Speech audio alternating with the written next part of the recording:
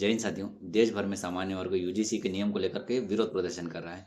सामान्य वर्ग का कहना है कि यूजीसी जो नए नियम लेकर आया है, उन नियमों की वजह से जो सामान्य वर्ग के छात्र विश्वविद्यालय में पढ़ाई कर रहे हैं, मतलब कॉलेजों में पढ़ाई कर रहे हैं, वो भय के माहौल में पढ़ाई करेंगे। वहीं दूसरी तरफ जो दलित वर्ग है, उनका कहना है कि ये जो नए नियम आए हैं, वो दलित वर्ग के छात्रों के लिए सुरक्षा कवच की तरह काम करेंगे। देखिए, महाभारत की एक महत्वपूर्ण घटना है। जब द्रौपदी का वस्त्र हरण हो रहा था, उस दौरान उस सभा में द्रोणाचार्य जी मौजूद थे, भीष्म पितामह मौजूद थे, मतलब कई सारे बड़े व्यक्ति और समझदार व्यक्ति मौजूद थे। लेकिन फिर भी वो उस सभा में चुप रहे। जो उस सभा में चुप थे, महाभारत में आगे उनके साथ क्या हुआ, ये आप सभी लोग जानते हैं। ठीक उसी प्रकार से जब किसी दलित व्यक्ति के साथ अन्याय होता है, किसी दलित छात्र के साथ अन्याय होता है, तो सामान्य वर्ग के जितने भी संगठन हैं और जो बुद्धिजीवी लोग हैं, तब आगे क्यों नहीं आते हैं? उस समय भीम आर्मी की क्यों जरूरत पड़ती है? तब उस समय जेएस की क्यों जरूरत पड़ती है?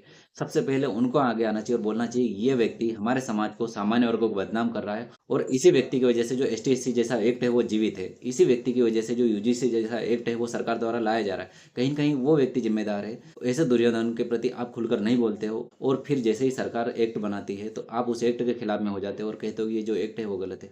देखिए, ये जो छाता दिए हुए हैं, जो एसटी एससी एक्ट के छाता दिए हुए सुरक्षा के तौर पे, ये जो यूजीसी की जो छाते दिए हुए हैं, उन छातों की जरूरत क्यों पड़ रही है? कहीं न कहीं जो कुछ न कुछ अन्याय हो रहा है। आप छाते का विरोध कर रहे हो, लेकिन आप उस पानी का विरोध नहीं कर रहे हो जिस पानी की वजह से उस छाते की जरूरत पड़ रही है। हमें देश में जातिगत भेदभाव को मुक्त करने के लिए निश्चित ही बड़े अभियान चलाने की जरूरत है, जैसे कि नशा मुक्ति के लिए अभियान चलाया जा रहा है, और सामान्य वर्ग के जो लोग हैं उनको खुद को आगे आना पड़ेगा, क्योंकि ये एक साइकिल है। वो साइकिल आपकी वजह से ही चल रहा है।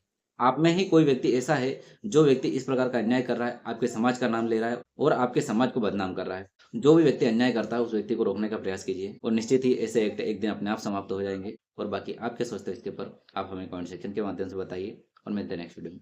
जय हिंद दोस्तों।